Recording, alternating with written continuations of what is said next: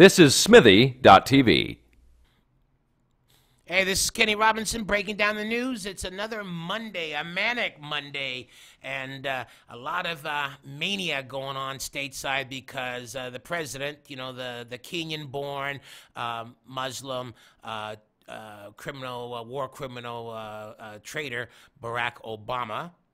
Those are not my words. I dig the prez.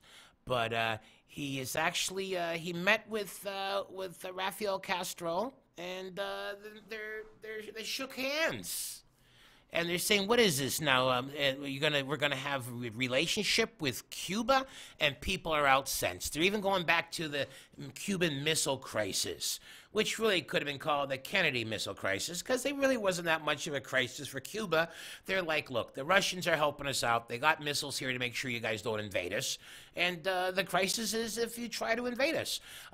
So many people have been upset over that, but then they had to be reminded that the Cuban Missile Crisis, the Russians placed the missiles in Cuba back in the day to kind of even up with NATO having missiles in Turkey aimed at Moscow. But nice thing about the right is they conveniently forget facts and history to fit whatever they want to fit into their back pocket.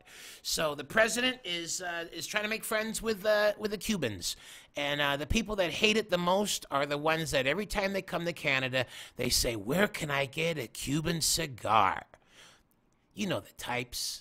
As soon as they get up here, they want to go to a Canadian strip club, and then they want to buy Cuban cigars, and they try to smoke as many of them as they can within the 2 days they're in the country, because they cannot bring them back to their own country.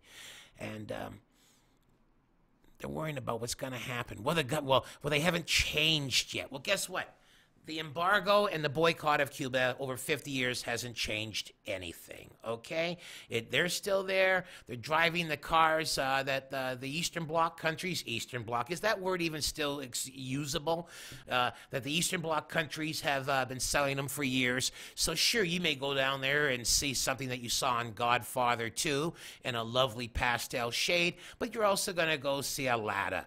So if you're lucky, you'll get a cab driver that's driving a Lada, because most likely it won't be breaking down as you make your trip. Me, myself, I look forward to the United States having great relationships with Cuba, because I'm a baseball fan, and just think of all the great talent that could have been playing in the major leagues instead of some guy that escapes during an Olympic tryout or on a raft or some other kind of nonsensical thing. Now, I know a lot of Canadians are going to say, well, we really don't want the Americans going to Cuba, because that's going to screw up our vacation. We're going to have all these obnoxious, loudmouth Americans there.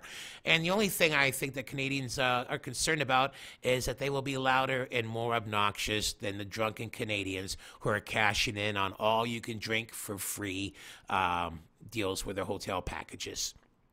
I myself have never been to Cuba. I keep meaning to go there. I'd like to get there before the Americans, but I would like to go there after all the Germans with their Speedos leave. Call me old school, but I'm old school. I don't want to see that.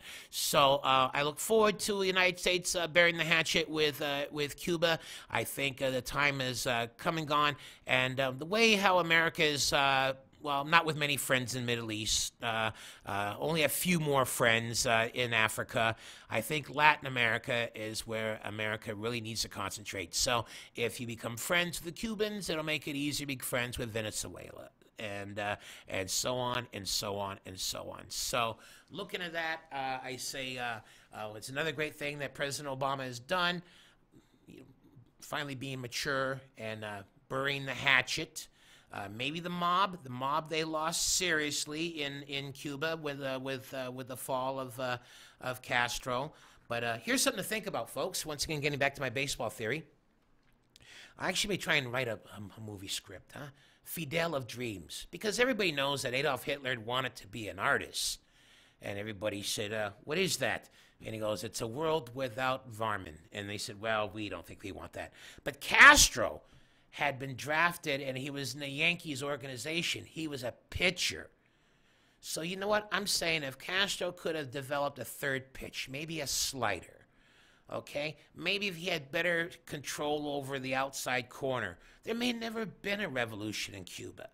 we've all would have forgot about this pitcher the Yankees had in the 60s, that he was part of the Big Four when they won the World Series. You know, a guy that was good for 14 or 15 wins a season. Maybe even a guy that threw the knuckleball till he was 50. But that's not the way it went. So, it's time. It's time. And looking forward to Cuban baseball and Cuban cigars. And the best thing about Americans when they finally have access to Cuba, the food and the resorts will improve. Man, I'm looking so forward to going to Cuba and someday having like their famous beans and rice dishes along with some Popeyes chicken to go along with it.